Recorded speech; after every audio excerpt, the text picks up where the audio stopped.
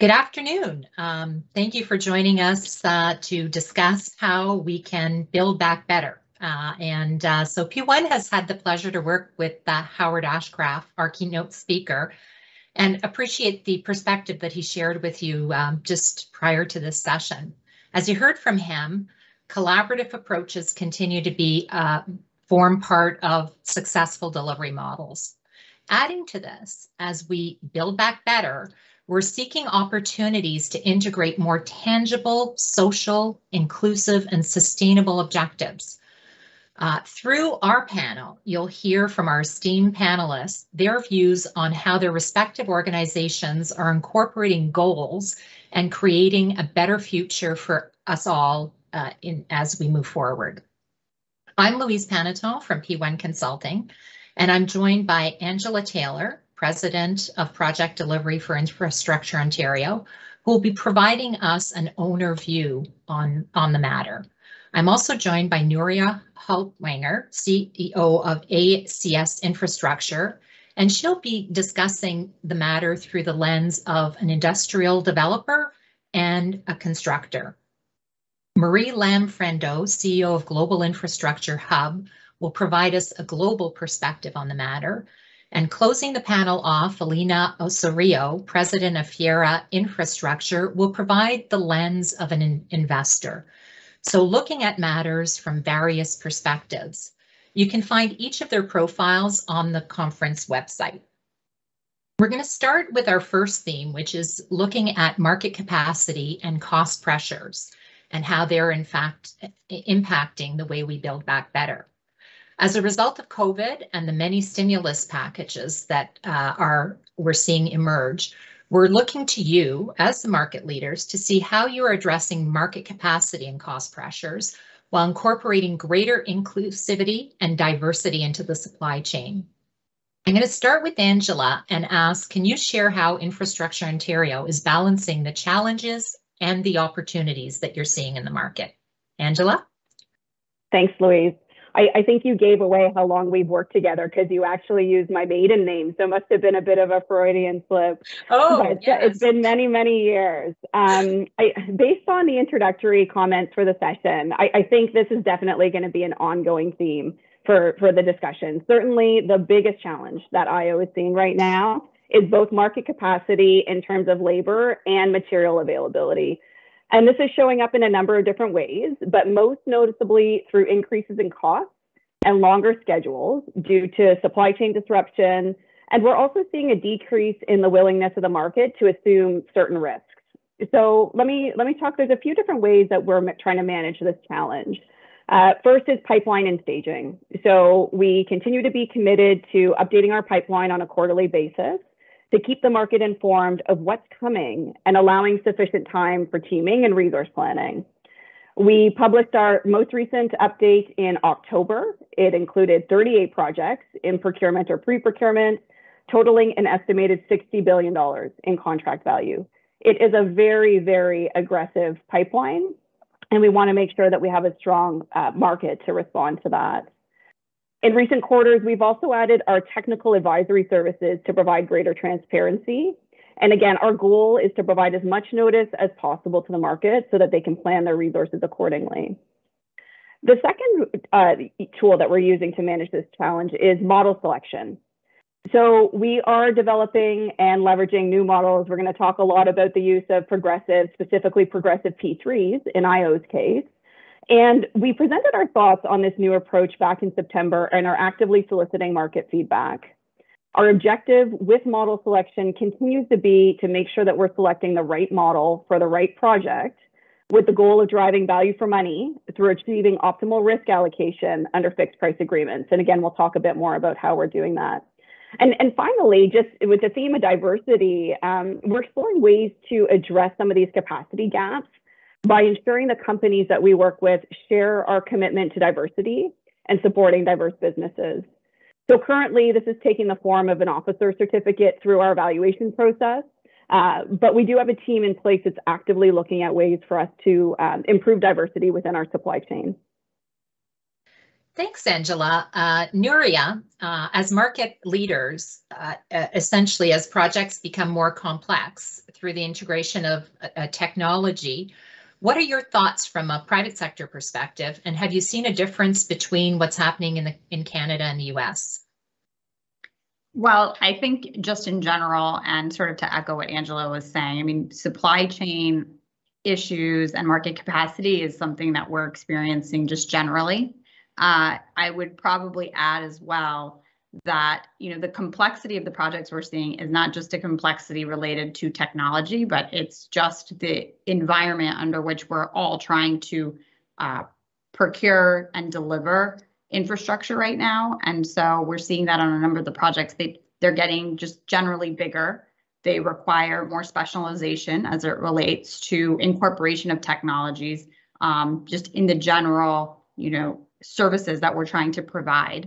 And as we're seeing some of the projects that are being procured, a lot of them have a component to them that might be a transit project, for example, that relies on a technology supplier of some sort. And so one of the constraints that we're seeing overall has been, are we able to get the materials and the equipment that we need, as well as an issue, and sort of Angela pointed to this as well, as it relates to diversifying our supply chain.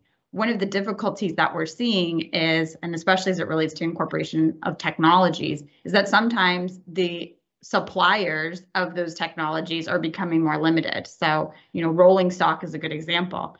It's much more difficult for us to be able to enter into a procurement now where you're able to find 3 or 4 rolling stock providers who can actually participate. And so one of the issues that we're sort of seeing, and I think it's one of the challenges that we're going to have to be facing and working together, the private sector and the public sectors, you don't want the tail to be wagging the dog as it relates to delivering a major project. So sometimes a component that might be a relatively small technical component might be actually impacting what you're able to deliver overall, or there might only be one supplier who's able to do it. And so as we look at the challenges of making sure that you have them on time, particularly in Canada is a place where we see it even more so, Canada has a constrained construction season sometimes. And so if we're not getting the supplies that we need or the materials or the technologies arriving in time to meet that construction season, you could be delaying a project overall. And so it's one of the challenges we're seeing, especially as projects become more complex relating to incorporation of new technologies. I think the other thing where we've seen somewhat of a benefit, though, and a difference between, as you asked, the US and Canada, is how the procurements are structured in terms of taking into account maybe some longer term goals. So as I think the Canadian model has done a good job in terms of incentivizing, for example, energy consumption optimization in the long term. And so that's something that can be properly structured into a procurement as long as it's weighted properly. And as it relates to incentivizing, diversity in supply chain or diversity in terms of resourcing, I think those are also things that can be analyzed, which is something that is done in the US in terms of setting up a procurement that rewards that as part of a procurement criteria. So I think, we kind of touched upon a bunch of different topics there, but it's definitely, these are all things that are front of mind on what the projects, when we're analyzing what projects to pursue, as well as when we're trying to actually deliver something to our clients. That's great. Thanks, Nuria. Again, as we build back better, environmental, social, and governance objectives are beginning to find their way into procurements and large projects. Marie, can you provide a global perspective on the matter? What has the research shown as it relates to the integration of social diversity and sustainable objectives? Yeah, thank you very much, Louise. So ESG factor we've seen in the last 5 years, and we have some research that will actually be published on the matter in less than a month's time, show a massive uptick. The trend from like 5 years ago to now has changed globally tremendously. And really, we see stakeholders have been reporting their ESG achievements following the UN Sustainable Development Goals, the recommendation on the Financial Stability Board too. So I think this is all good, but we need more in terms of metrics, accounting, reporting standards. And I think this is what the International Sustainability Standard Board, the ISSB, will be doing. And I think we should all support this standardization efforts. And again, a big congratulations to Montreal for having been selected together with Frankfurt to co-host the ISSB. I also wanted to comment briefly on the results of COP26. Understandably, I think there could be a genuine disappointment because the world needs strong measures, and yet the COP26 has been seeking a consensus from 120 countries on the implementation of the Paris Agreement. So progress has been made, but it only be really a challenging process in the current multilateral context. But ultimately, my message is now we must take concrete steps in our respective jurisdiction and markets, because ultimately, COP26 are also non-legally binding type of pledges that have been agreed. So ultimately, come down to the public sector in respective country and the private sector in particular. And one concrete action that we could take is that we have at our hands is the decarbonization of infrastructure, which for the first time this year was a G20 priority under the Italian presidency.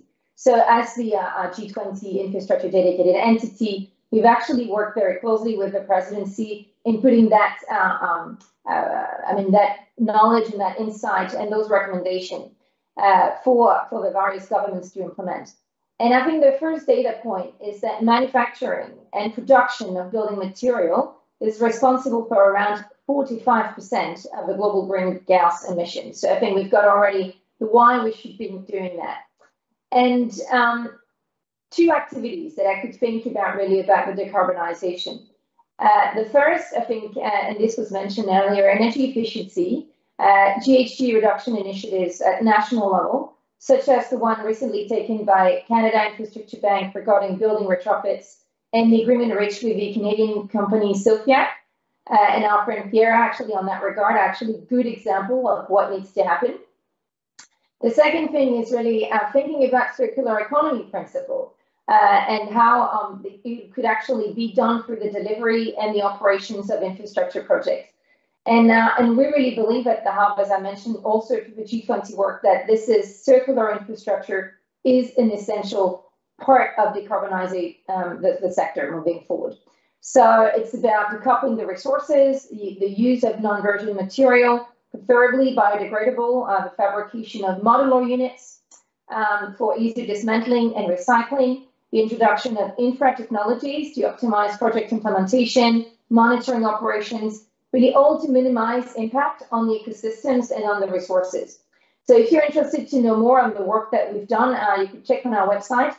We had the finance minister of the G20 endorsing the circular economy roadmap for infrastructure. So I think that was a good step that not only in developed markets, but also in developing markets. And we know the targets are a bit more challenging in terms of timeline, but there is that thinking.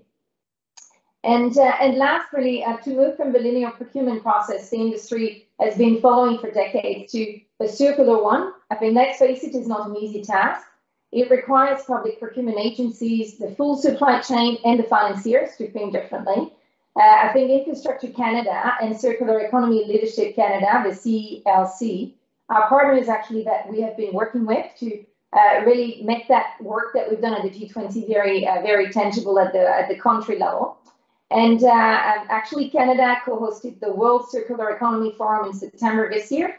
And we really also invite Canadian infrastructure community to join the effort on adopting the circular infrastructure principles, because I think this is once again the future that we have to think about right now. Thank you. Alina, from an investment or operational perspective, have you seen greater emphasis placed on ESG objectives, and has that been helpful in moving and making progress? Yeah, absolutely. I think the requests and really, frankly, the expectation from our investors globally is really around ensuring that ESG is integrated in our decision-making processes, whether it's on the investment side, the asset management side, the way we govern our investments. And so really it's no longer a nice to have, it's a must. It's something that we are daily, on a daily basis, asked to respond and report on how we are taking ESG into our operations. So what we're doing at Fiera Infrastructure is really have taken it on board as part of our culture. It's part of what we consider very carefully when we're selecting appropriate investments for our portfolio. Of course, then it's part of our diligence as we proceed to evaluate and analyze transactions, and then really the very important part of our value chain is asset management. And so we integrate ESG into all of those components of our business. Interestingly enough, we do so we're also asked about ESG considerations at the manager level and how we manage our own business as an asset manager. So it is something that is a must, is really a requirement that's imposed on us and an expectation from our investors. We've had recently a number of standards or ratings that have come forward in the industry, such as GRESB. So we rate all of our assets and the manager again under GRESB and receive a score on that on an annual basis. We've actually taken ESG and put it into our compensation structure. So a component of ESG is part of our bonus structure within our business. I think that's quite creative. And then so lastly, what I would say is that it's also moving towards further regulation. So one of our funds is registered in Luxembourg, and so now that there are requirements through that jurisdiction, actually through regulation, to report and measure yourself against ESG requirements and standards. So it is something that is here to stay, and we've embraced it into our business and integrated it in our operations. Thanks so much. Nuria, how is the private sector addressing ESG objectives? You talked a little bit about the energy targets that are in procurement. How important is that there be measurable objectives when you're involved in a procurement process? So, I mean, ESG, I think, has been core to our operations and our business for many years, and it's growing in importance, which we actually welcome, because we've been holding ourselves to a standard as a company. We are involved, and we're rated through the Dow Jones Sustainability Index, and so we've been trying to meet those goals and had those targets for a number of years, and every year are trying to improve our reporting standards. As Alina mentioned, I mean, our head company is based out of Madrid, so we're also analyzing the European Union's taxonomy and making sure that our investment decisions and the types of projects that we're involved in are complying with those. So we're it's taken on a new renewed, I would say, focus because it's now so integral to everything that we're doing, whether it's analyzing a project and seeing how we're going to build it, to getting the financing for it. And it's we're having to reevaluate this. But I think more and more so, we're very happy to see that it's becoming important in the procurements themselves, because it's always been a decision as we've decided where we want to focus our resourcing to ensure that we're dealing with a long-term client who is putting value to this. And so we think it's integral to ensuring that in terms of fair, transparent procurements, that this is incorporated as goals within the procurement, because we've seen that actually it's very effective. And I think, the theme of this panel, the theme in general that we're hearing is that we don't want to just build back, we want to build back better. And I think ESG, but also as it relates to the P3 model, is, supportive and integral to doing the build back better aspect of it. And the benefit that a P3, for example, can bring is the long-term perspective. If we want to be building back, we're going to have to focus on transformative, transformative type projects that change the ways that we approach, the economy, as we said, the supply chain and all of those aspects. And so rewarding that within a procurement, or rather than rewarding it, I would say incentivizing those behaviors is, we think, not only something that should be looked to, but we think it should be a necessity, actually. We really think it's incumbent on public authorities to incorporate those goals, but that they be measurable, and that if there's going to be, because they often do come with a financial aspect to them. And if we want to be able to start to transition,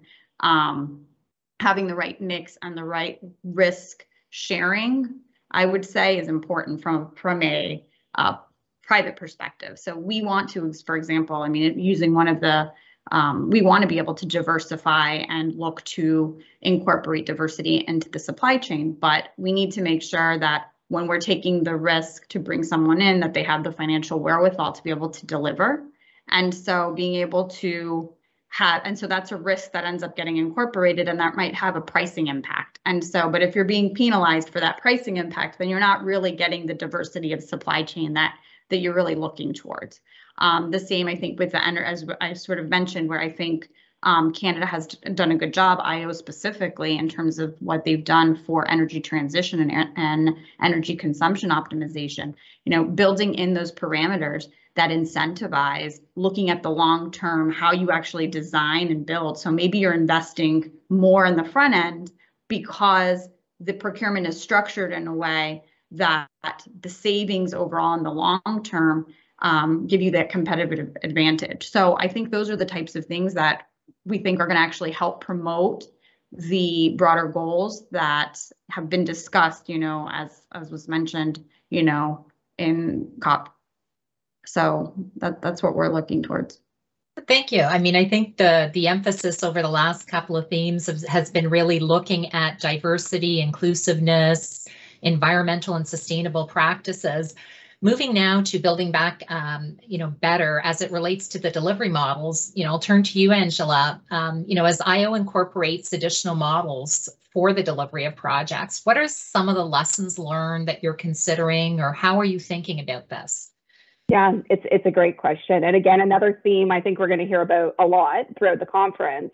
I think IO sometimes is identified as an organization that exclusively uses the P3 model, when in fact that's not the case at all. We deliver over 2,000 projects every year using traditional models such as DB, DBB, and CM. We currently have 4 projects underway right now using various forms of modular construction as part of our accelerated build project using a CM at risk model. We partnered with Metrolink to deliver the latest phase of the Union Station project using an alliance.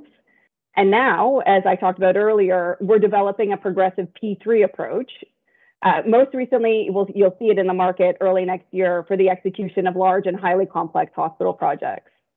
And so the most important lesson we've learned is that we want to ensure we match the project with the model, right? So when we decide to use a progressive approach, it's going to depend on specific project risk factors such as the size, the complexity, market capacity, and willingness to bear risk. And I just want to just put this stake in the ground. It's also important to note that we don't see the classic P3 model going away. It's going to continue to be a very important tool that we use for the execution of that aggressive pipeline that I was talking about before.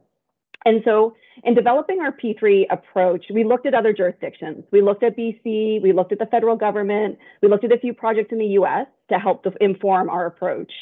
And I can't call them lessons learned yet because we actually haven't put it to market. But based on some of the feedback and some of the discussions so far, there's some key principles that we're really trying to stay true to. And I just want to take the opportunity to reiterate what those are. So first is we want to make sure we have a streamlined procurement process. To Nuria's point, we want to shift our focus on more qualitative factors and make sure that we're reducing the pursuit costs and demand on resources to pursue our projects, getting back to capacity constraints. The second thing is we want to have a more collaborative design process. We truly think that innovation and better outcomes overall are going to come through the ability with the private and public sector being able to work together collaboratively on the design, as well as risk identification and allocation. The third thing, and this is an important one, is we want to make sure at the end of the day we have contracts that fix price and schedule. And so, as I mentioned earlier, we're looking for a process that's going to result in a contract that's very similar to what we see in the market right now for DBF and DBFM P3s. And the last 2 points we've talked about a little bit, but the fourth is we want to make sure that we continue to leverage private sector finance. We continue to see the value in private sector finance as a means to secure performance, and we intend to continue to use that on social projects going forward. And lastly, we're going to continue to take the long-term view on asset lifecycle. We think there's been a lot of really good design decisions made through the use of the DBFM process, specifically within Ontario. And we want to continue to optimize opportunities to include maintenance and lifecycle considerations in our social projects. Thanks, Angela. Alina, what are you seeing in terms of new models that are emerging? And are there areas that we should be focusing in on that continue to drive value? Yeah, absolutely. So I think it goes without saying that the public-private partnership model is a very attractive model to investors, right? It's a partnership between public and the private sector, and it provides that balance between risk and reward in these projects, and it also has the long-term component, which I think was also discussed earlier in the panel. So for us, I mean, that's those are the attributes of the model that we look for when we look at making investments. And I think perhaps what some of the recent challenges in the industry is around trying to find that right balance between risk and reward. And we certainly recognize that going forward, some of these models need to be tweaked. We look forward to learning and understanding the collaborative models going forward. It's not to say that the private sector and investors like us don't and can't deal with risk. We can. It just needs to. We need to find that proper balance between risk and reward. And again, we're open to understanding and accepting of new delivery models. I think one of the things that managers also look is finding ways to bring and to add value to our investments, and that's through additional development. That's through having rights to move beyond certain individual projects, but do activities around those projects, and that I think is really going to be the essence of the partnership between public and private, and how again we can find that balance, but where investors have the ability and the potential to go beyond the particular project, but perhaps bring in some development activities and so on and so forth. So I think with thought and care and seeking of finding the right balance, that these projects will continue to be very attractive for investors. Last thing I say, the activity in the U.S. with the recent act that in the recent initiatives in the U.S. to focus more and more on infrastructure, we're seeing a lot of that demand, that translating into demand and greater acceptance of this asset class on the investor side. So in our estimation, you're going to see more and more capital coming into our space. And that capital, of course, is looking for properly structured investments. And that's our challenge, is to find the connectivity between the investor demand and the projects. Thank you. Marie, what has research demonstrated globally on the different models? What are you seeing in terms of collaborative models? Yeah, and let me just start by saying that, just to bounce on what my colleague panelists have just said, is that while we're seeing at the G20, and actually within G20 countries, really an infrastructure-led recovery, if I must say. So our research this year with the G20 governments show that collectively, the G20 economies are planning on investing 3.2 trillion.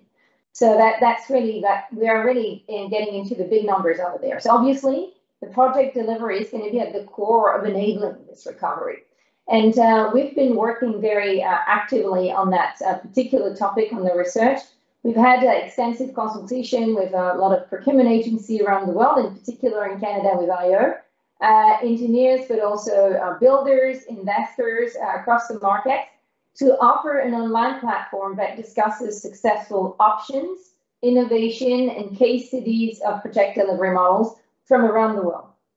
So this platform is available online. You can check it. It's called IDM, or Improving Delivery Model. And one of the key findings is that there is no such thing that one model fits all. Through our research, we've noted that several procurement agencies had reached the conclusion that they needed to be fairly agnostic about the delivery model. I think that was just mentioned by Ayo earlier. To first focus on the nature of the project, its size, the complexity, environmental circumstances, the financing need, and then to select the one model from a handful of models built internally that really would suit the procurement requirements of the project at hand. So in short, one size does not fit all, but a few well-tailored sizes can probably do the trick. I think that's probably the conclusion here. So coming back to the GitHub's IDM platform, the idea there was we wanted to describe and also illustrate solutions that work in existing projects throughout themes and case studies for the users, ready to find remedies to solve problems in existing models or to produce and enhance new models. So I really invite you to look into that because, well, of course, there is a lot of Canadian particular specifics, but in reality, you would see that a lot of those recommendations could work across jurisdiction. And one last thing also is that it's also an important objective is naturally to equip procurement agencies and other stakeholders with means to capture those lessons learned over the last several years in order to design balanced and fair model for future use.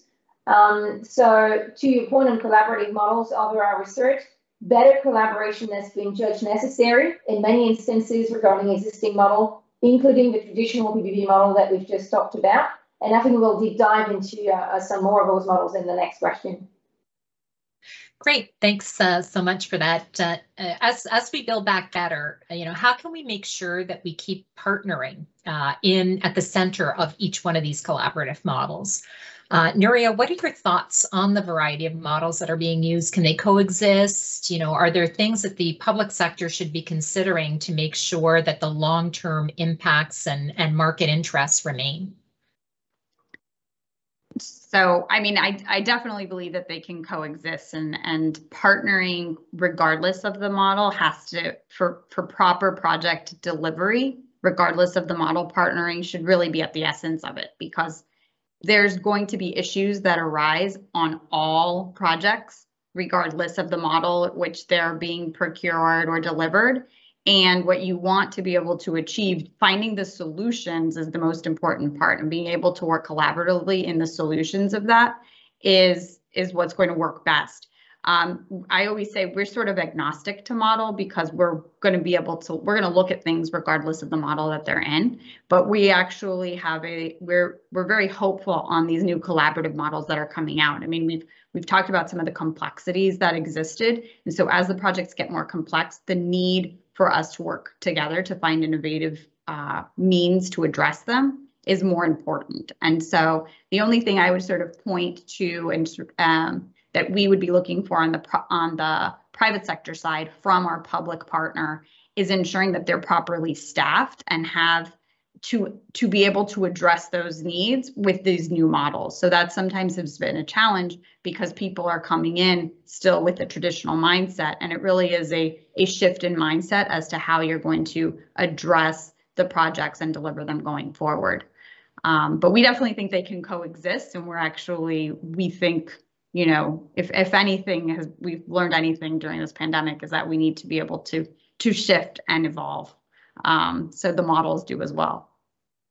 Great, thanks. Angela, just continuing on Nuria's point, can you explain a little bit about how you see a shift in the types of resources, and how do you continue to promote the partnership as part of the delivery models? Yeah, I agree with Nuria 100%. There certainly is a difference in the types of resources that are necessary to promote partnerships in all model types. And I know there's many people in the audience today who would suggest that there's no partnership in P3. And having been on both the public sector and the private sector side, I don't believe that to be true. It is true in some cases. My experience has been in most cases, it actually comes down to the individuals and their behaviors. And Howard shared with us, structure impacts behavior and behavior impacts outcomes, which I think is true. But at the end of the day, I can say on both sides, there's 100% commitment to being a good partner and building stronger partnerships. I don't think either side enters into these agreements with a plan to fight for the next 30 years. That is just certainly not anybody's intention. So I'll say from IO's perspective, as an organization, we're fully committed to soliciting and receiving feedback from the market. I hope that message gets through clearly. We've been trying to engage consistently. We've partnered with organizations such as the Future of Infrastructure Group and the Construction Design Alliance of Ontario to get feedback. And the door is always open. So we are always welcome to receive feedback in terms of how we can partner differently. But at the end of the day, I think Nuria touched on it. Part of the solution has to be hiring different skill sets. And so as opposed to just hiring architects and engineers or skill sets that already reside in the private sector, we are looking at hiring individuals with experience managing contracts and building relationships and working collaboratively. We're also looking at hiring individuals with experience on the private sector side that have had firsthand experience managing some of these risks. And so at the end of the day, our goal is not to be seen as a bad partner. We want to be seen as a good partner. And it's not lost on us that we are competing for scarce resources in our industry against other owners and jurisdictions. And so we are 100% committed to developing our partnering approach, both on classic P3s and on the new models that we're putting out to the market. Thanks, Angela. Marie, do you have anything to add from a global perspective? How do we keep partnering and partnering in the collaborative models? Yeah, thank you, Louise. So I think, again, from our research that we've conducted on all of those models, definitely the PPP model became, what we've witnessed is that the PPP model became very leveraged, rigid, really highly competitive, and somewhat of a lump sum turnkey straitjacket racing to the bottom, right? But fortunately, the reason why the traditional PPP model went through that rough path in many jurisdictions were also well analyzed and discussed, and the lessons learned. And really, the conclusion of all of the research that we've conducted is that collaboration is needed really in many ways. The first part is really at the through the better preparation, through advanced engineering, open book discussion, and progressive firming up prices. I think these are really the four elements that we really evidence through our research. So I think that's really at the core, and having all of those collaboration and all of those different steps. As well, during implementation, better collaboration over the management of project issues. That was just touched base on by IO, including enforcing events and related change orders. Also ad hoc financing to support change orders, and discussion about broader solution in the best interest of the project. So as a result, what we've also witnessed is that we now see the emergence of hybrid models or revised PPP models to which more oxygen has been given. And therefore, pure alliance or fully collaborative models may work in some circumstances. Otherwise, and especially when project finance is needed, then a more hybrid PPP model may very well be suiting the purpose. Right? And I also wanted to echo the comment that was made previously about the skill set. And I think that collaboration requires specific skill set, requires an intention, and it's usually coming down also to people and the view and their experience when they've seen and witnessed themselves the positive result of collaboration and really their willingness to replicate that success. Thanks, Marie.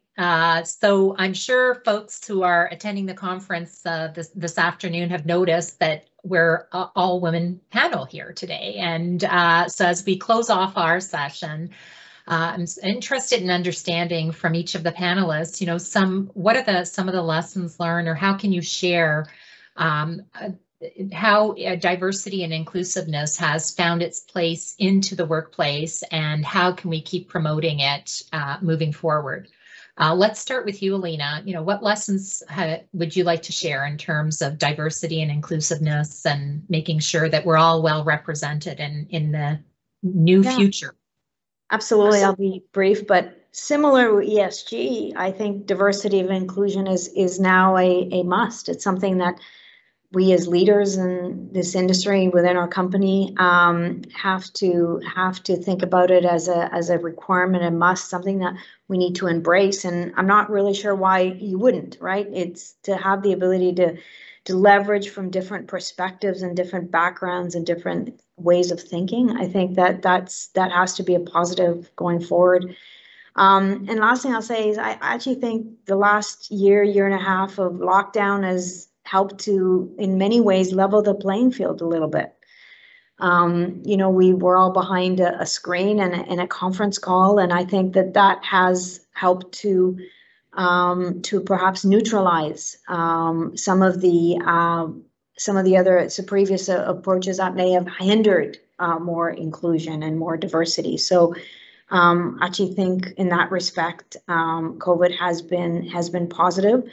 And so, key message is it's the way of the future, and something that we should embrace very positively. Nuria, what's your lesson learned? Yeah, I think I'm going to echo a lot of what Alina has said. I think I think that we do have to have a look at ourselves as an industry, and it's difficult as an industry generally, whether it's because women aren't necessarily coming in through the engineering fields, but I think as we're talking about these collaborative approaches and these different skill sets that are required, it has actually opened it up for a more diverse perspective and maybe more diverse educational backgrounds that might decide to come into these types of fields and these models of delivery. But I do think we also have to look at the fact and be realistic that this pandemic has, while it's given, I think, some opportunities, as Alina said, statistically, it's also shown that it's taken a bigger burden on women, and many women have also left the workforce. And I think it's incumbent on all of us, on industry leaders generally, to address that. Although I do think one of the benefits that we have now, and which we've proven, is technology can be used as a tool to help facilitate people being involved and being connected in a different way. And so I think as we should look to foster that, having more flexible opportunities within a workforce can help people balance, have a work-life balance that we didn't maybe necessarily put a focus on before. So hopefully those are lessons and some things that will continue through. And I do think there's been a paradigm shift just generally. We hope they continue, and we think it's important that they do. Thanks, Nuria. Angela, what are your thoughts? I think the main lesson we've learned when it comes to diversity and EDI is that we still have a lot to learn. As I mentioned earlier, we see diversification of our supply chain as an opportunity to address some of the capacity challenges that the industry is facing. But as an organization, we're also really committed to internally focused diversity and inclusion. So this year, IO hired a head of equity, diversity, inclusion with a focus on implementing cultural changes at the organization.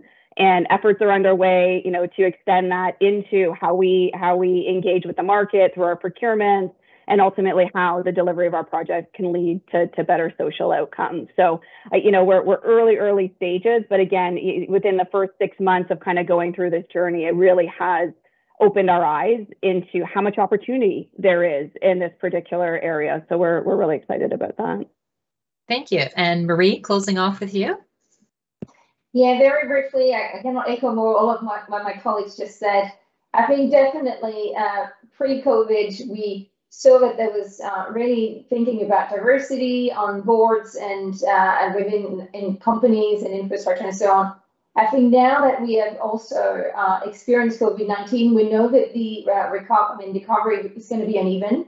There is a lot of tension. This has been shared at the G20 related to how women are going to be impacted negatively. So I think it's important to keep front in mind that we need more women on the infrastructure companies and throughout financiers contractors and so on, because we also need this infrastructure to reflect needs of women. And this inclusivity, not only within the company, but ultimately into the use of the project, is still, I think, core and center if we want to build back better or build back forward. Thanks so much for the lively discussion. We've touched on ESG, inclusiveness, and diversity, on the project models, and how do we keep partnering and partnering. Thank you.